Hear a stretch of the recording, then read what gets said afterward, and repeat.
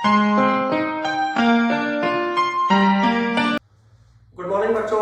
चलिए, तो जैसा कि आपको मालूम है कि हमारी PYQ सॉल्यूशंस की अब सीरीज चल रही है year 2023 for IIT jam MS। ठीक है, तो उसी सीरीज में हम क्वेश्चन नंबर 9 आज लेके आए हैं आपके लिए। क्या क्वेश्चन है? Let x be a continuous random variable such that probability that x is greater than equal to 0 is 1 के बराबर is 1 and variance exist। सबसे पहले बच्चों इसका मतलब आप सुन लीजिएगा एक बार।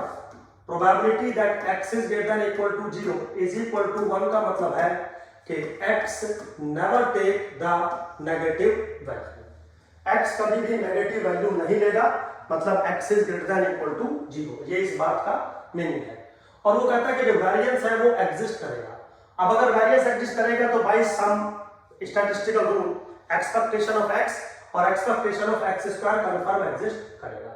तो वो कह रहा है कि एक्सपेक्टेशन ऑफ x स्क्वायर किसके बराबर होगा, विच ऑफ द फॉलोइंग, ये आप मुझे बताइए। ठीक है बच्चों, तो क्वेश्चन टफ भी है और क्वेश्चन आसान भी है।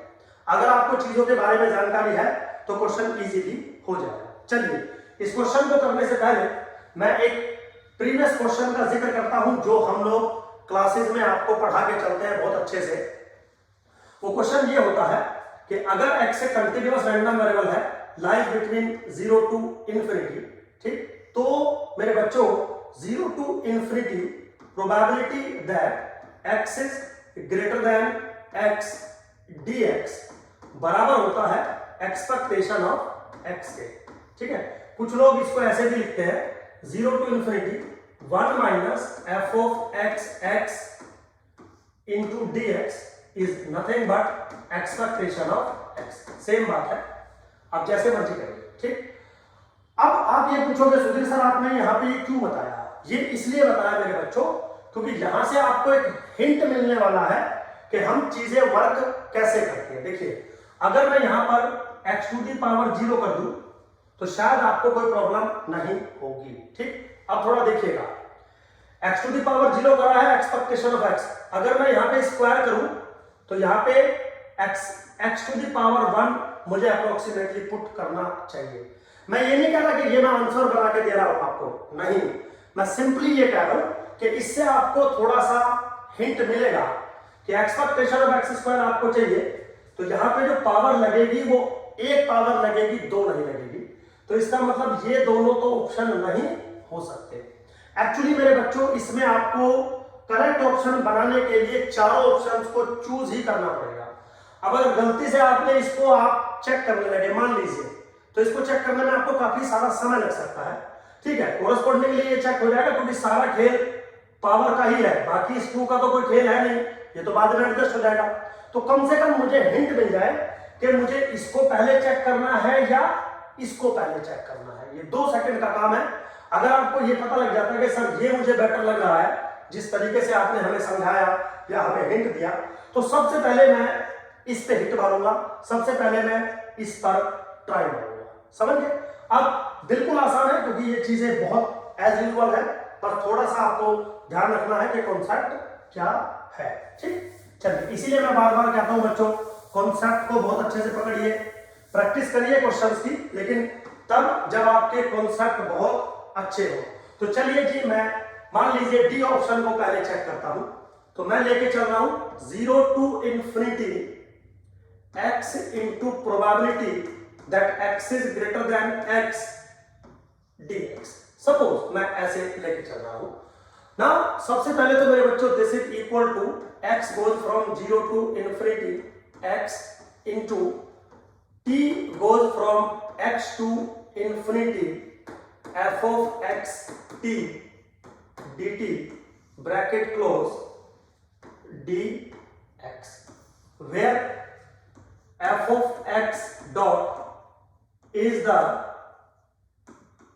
pdf of x। आप समझिए, आप समझिए, ये जो वैल्यू आपके सामने दी गई है, ये वैल्यू, इसको मैंने ऐसे पुट किया है, समझ लो। तो अगर आपका रैंडम वेरिएबल है x और उसका डेंसिटी फंक्शन है fx डॉट, तो probability that x is greater than x किसके बराबर होगा? Integration t goes from x to infinity f of x t dt. Be careful, यहाँ पे fx dx मत लिख देना, क्योंकि x जो है आप फ्री वेरिएबल लेके चल रहे हो तो लिमिट t पे चलेगी, तो मैंने ऐसा लिख दिया। ठीक है मेरे बच्चों, अब प्रॉब्लम ये है कि आपको इस चीज को, इस डबल इंटीग्रेशन को सॉल्व करना है। लेकिन मेरे बच्चों एक चीज को आप हमेशा याद रखिएगा, जब डबल इंटीग्रेशन का क्वेश्चन है और एक वेरिएबल की डिपेंडेंट लिमिट होती है और एक वेरिएबल की फ्री लिमिट होती है, जैसे यहां पर t का डिपेंडेंट लिमिट है और x का फ्री लिमिट है 0 टू इंफिनिटी, तो हमेशा डिपेंडेंट लिमिट वाला वेरिएबल पहले सॉल्व होता है, फ्री वाला बाद में सॉल्व होता है। इसका मतलब t वाला जो वेरिएबल है वो पहले सॉल्व होना चाहिए, बट उसके लिए प्रॉब्लम है कि अगर आप अंदर वाले को सॉल्व करोगे, इसके लिए आपको डेंसिटी फंक्शन चाहिए गिवन रैंडम वेरिएबल का, जबकि गिवन रैंडम वेरिएबल का डेंसिटी फंक्शन नहीं दिया गया है, सिर्फ ये दिया गया है कि वो पॉजिटिव है, ठीक, और उसका expectation of x square exist करता है और वो एक कंटिन्यूअस रैंडम वेरिएबल है, बाकी कुछ नहीं दिया है। तो क्यों ना हम एक काम करें, इस डबल इंटीग्रेशन के क्वेश्चंस का चेंज ऑफ लिमिट कर लें, और चेंज ऑफ लिमिट करना बहुत आसान है, मैं अपनी क्लासेस में बताता रहता हूं बच्चों को। जैसे अकॉर्डिंग टू जो गिवन लिमिट है वो कुछ ऐसे लिखी हुई है, x lies between 0 to infinity and t lies between x to infinity, ऐसे लिखा हुआ है। तो देखने से आपको ऐसा लगेगा कि x फ्री लिमिट है और t डिपेंडेंट लिमिट रखता है, बिल्कुल सही है, बट अगर मैं चाहूं तो इनको मिक्स करके डिफरेंटली सेपरेट भी कर सकता हूं।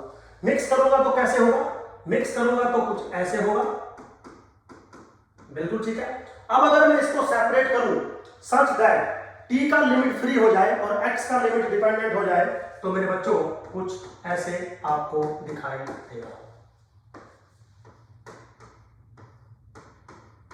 गौर से समझिएगा, x का लिमिट अब डिपेंडेंट हो गया और t का लिमिट अब फ्री हो गया, तो इस तरीके से मैं लिमिट को चेंज कर सकता हूं। अब अगर मैं ऐसा करता हूं मेरे बच्चों, अब अगर मैं ऐसा करता हूं तो मेरा जो रिक्वायर्ड इंटीग्रेशन बनेगा वो कुछ इस तरीके से मुझे बनाना पड़ेगा, t goes from 0 to infinity, क्योंकि फ्री लिमिट है।